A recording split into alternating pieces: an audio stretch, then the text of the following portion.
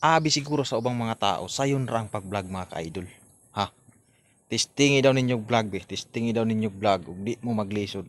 Kay nga ano makaingon ko nga lisod mag-vlog. Sa sinugdan pa lang mga ka-idol, makaingon na jud ka nga muundang na ka. Ha, kay nga ano ang usa sa pinakalisod pagbuhat og content.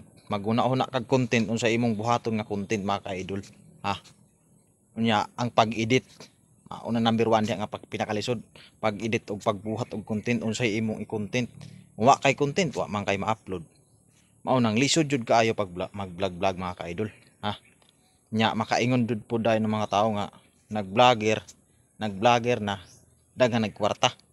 Ha, wa na may kita karon ang pag-vlog mga ka-idol. Gamay ra man kayong vlog ron. Gamay ra magkita ng vlog karon mga ka-idol. Kay ngano daghan namang vlogger.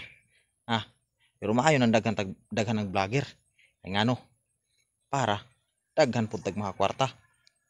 Pero kung nag-vlog ka mga ka-idol nga makakwarta dayon ka, ayo pag una-unaan na mga ka-idol nga makakwarta dayon ka. Ha, ang una-unaon nimo ang pagbuhat og content unya pag-upload og original video para ma-monetize ka. Salamat.